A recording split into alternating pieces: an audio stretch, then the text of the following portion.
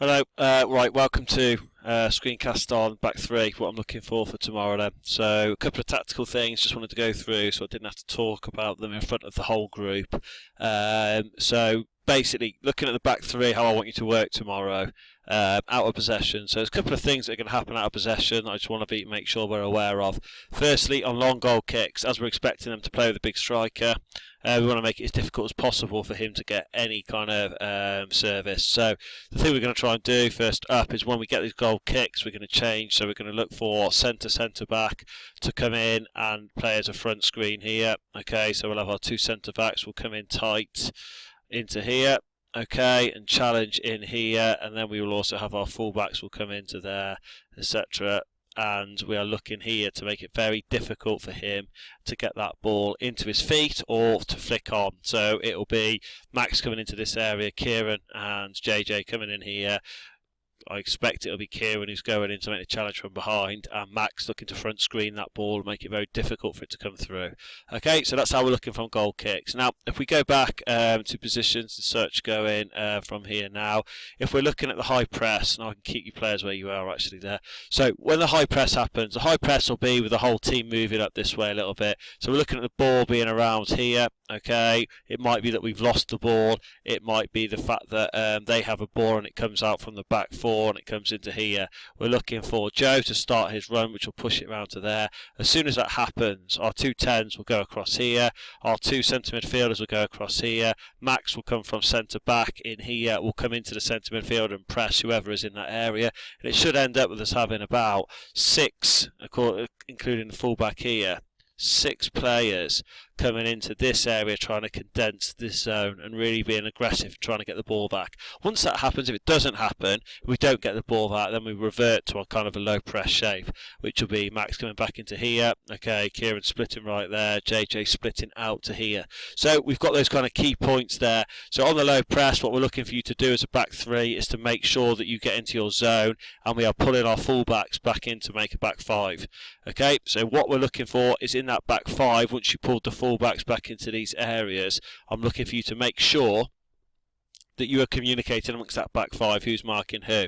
Okay, if the centre forward's staying here, that's fine. If he makes a run across and in front of the back three and it's coming in here and it's going, say for example into Kieran there, you must make sure, Max, if you are the player who's in that centre area, whoever's playing at that centre back at the time, you communicate and pass him on.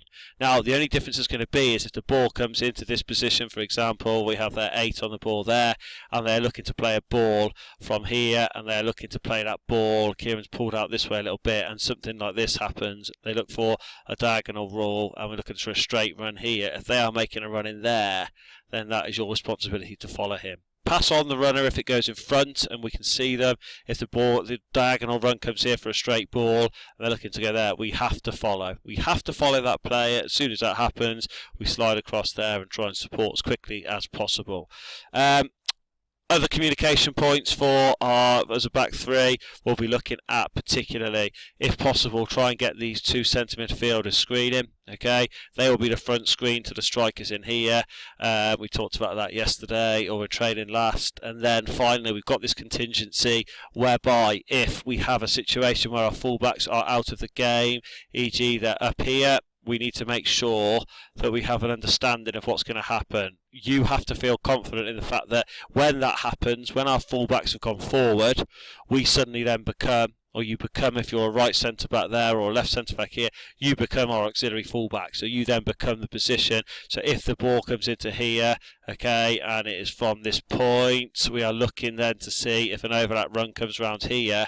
You are in charge of the overlap runner if you are the wide centre back.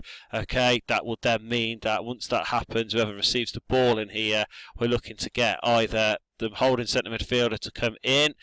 Max, you'll be in this position here. Your ultimate thing there is to try and stop the cross coming in if an overlap ball comes here. You're sealing that front post. JJ will come into here, and we have to make sure that we get our player back as quick as possible. If the fullback's too far forward, you must call and make sure our centre midfielder comes in and joins and helps us in those areas. So they were the kind of key focal points really I was looking at, just to make sure that we've got this key bits here. We're looking at key focuses then. Just as a recap, when out of possession, there'll be 2 types of presses.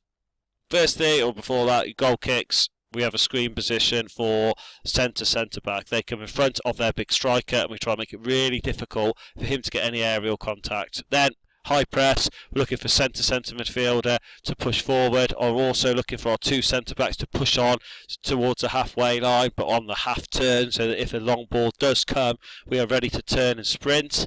Okay, and then when we're on the low press, we are looking to make sure we're setting our zones early. We communicate when players run out of our zones, and we are not dragged out of position.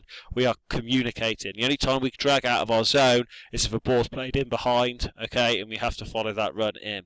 So they're your key focal points for when you're out of possession.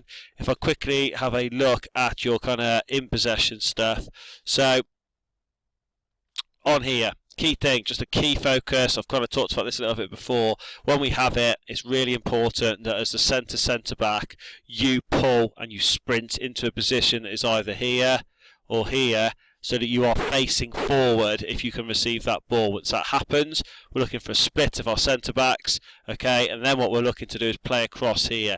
If we can get it into these areas here, I'm particularly focused then I'm looking at, can we get a rotation going. These players will be out of the way if it comes right onto the touch lines, and we're looking to get this situation where we have our kind of centre midfielders will be here. We're looking to get them so they pull out. We're looking to get our kind of box number 10s coming in here. I'm looking to get the ball played into feet if we can, and then we're looking to get them back onto the ball. Ultimately, we're looking to go from our back three.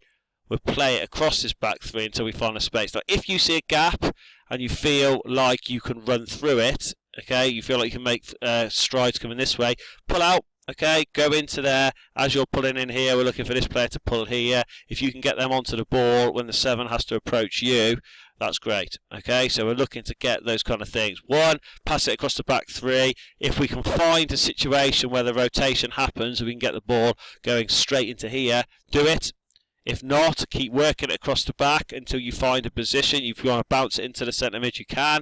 If you want to drive into a space, you can. But we're looking to break a line. We're looking to get the lines broke so that we can try and get it into these areas. So we're getting it 9, 11 and 10 on the ball early. Okay, that's our focus. Doesn't mean we have to rush it, but we're looking for that gap in between the midfielders, and you talk to the 2 holding centre midfielders and make sure they are rotating and moving out of position.